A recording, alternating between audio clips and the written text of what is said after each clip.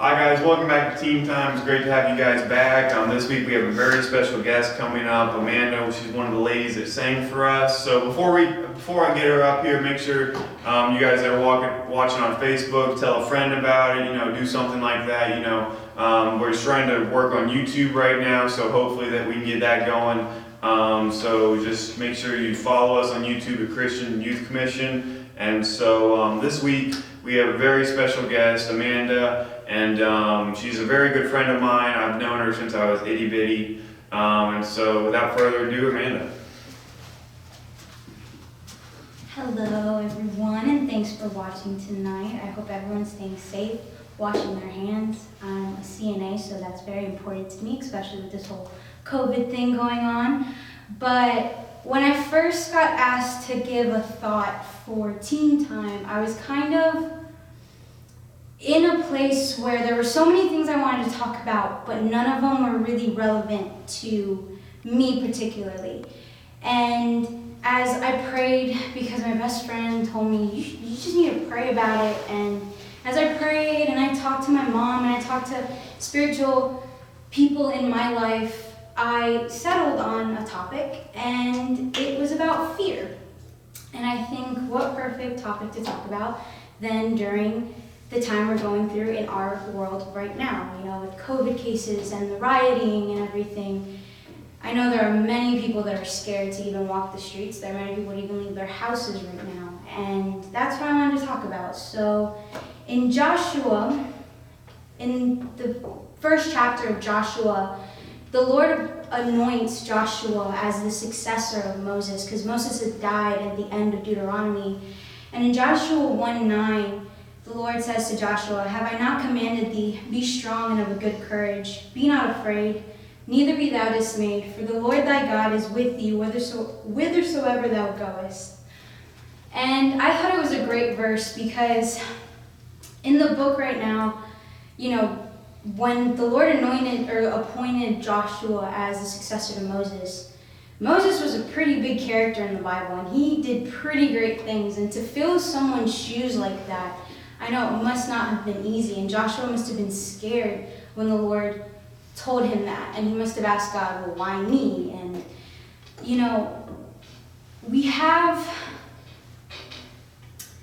sometimes in life we get told to do things, and we may not understand why, and it may riot anxiety in us.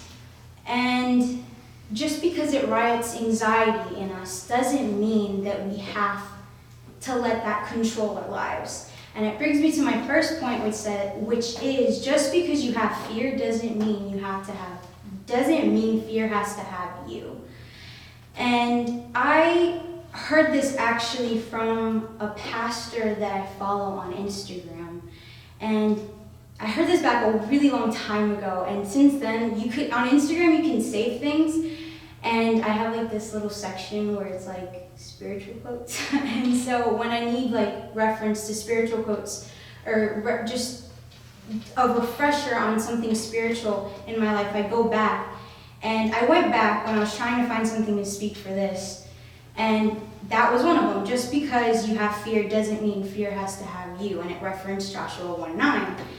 And I think it's really important because sometimes we give fear a bigger place than it really has to. And there's a pastor, Pastor Brad Noble. He has a church in Gainesville, and he says sometimes your biggest enemy can be you. And I think that it ties into the fear that we have because we're so afraid sometimes we just let fear come over us that we can't even go and say hi to someone. Even though we know it's for their good, fear comes over us. My second point is that fear doesn't come from God. In 2 Timothy 1:9, it says, "For God hath not given us the spirit of fear, but of power and of love and of a sound mind." If God didn't give us the spirit of fear, I wonder who gave it to us. There's an enemy that we have as Christians called the devil. I don't know if you've met him before. I don't know if you've encountered him before. But the devil will use many tactics to get you to stop doing what God has for you. And I know that one of those tactics can be fear. The devil will play these tricks with you, and it might be a different person, it might be a different circumstance, a different voice, but at the end it's the same game. And fear could be one of them. He will tell you, God will tell you, maybe you should try telling this person about the gospel. Maybe you should try telling this person what God's done in your life. And the devil will come strolling along and tap your shoulder and say, you really don't have to. Someone can do it. Are you sure you really want to do it? And he'll start putting questions in your mind and start psyching you out instead of letting you do what you actually should do. And then I have a verse that might help when giving place, and it literally says, Ephesians 4:27, neither give place to the devil. The minute you have a thought and it's to psych you out, just say the verse, neither give place to the devil, because it's the devil that's not letting you perform what you should perform for God. My third point is that God has a purpose for you, but fear could get in the way of that. I am a firm believer that everything that God does at an exact time, I call it divine encounters, divine moments. And it's that everything that happens in your life happens because God had it for that time, for that place. I'm not sure if I'm really making sense right now, but it's because God had written in the book that that's when it was going to happen in your life. And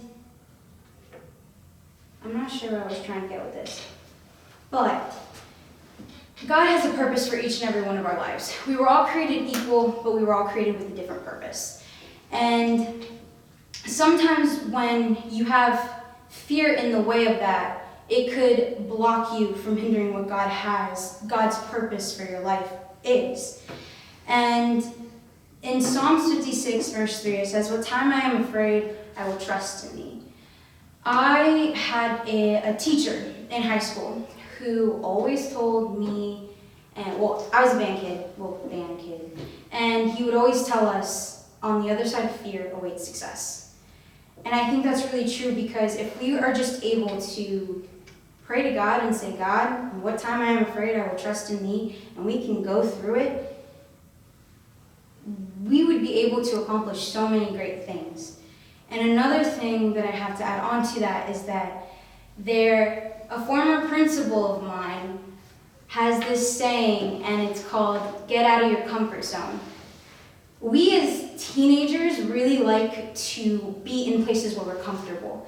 And the minute someone takes us out of that comfort zone, anxiety settles, fear settles, and we're like, oh my goodness, what should we do? I need my friends here by my side. And that's not the case, because if you get out of your comfort zone, you can accomplish so many great things. On the other side of fear awaits success. Great things come out of comfort zones. As I was also preparing for this message, I was thinking about people in my life. And one of the most fearless people I know in my life is my dad. But 100%, without a doubt, he's the most fearless person I know. And I asked him the other day when I came to the conclusion that I was going to speak about fear. I asked him, I was like, Dad, how could you be so fearless?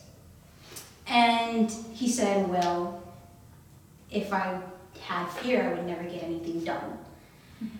And at first I was like, well, okay, all right. But I went to bed afterwards thinking, how many things have I not been able to accomplish because I was scared? And because I didn't trust God when I needed to trust God. And because I didn't seek God when I needed to seek God. And ask Him for help to calm my nerves.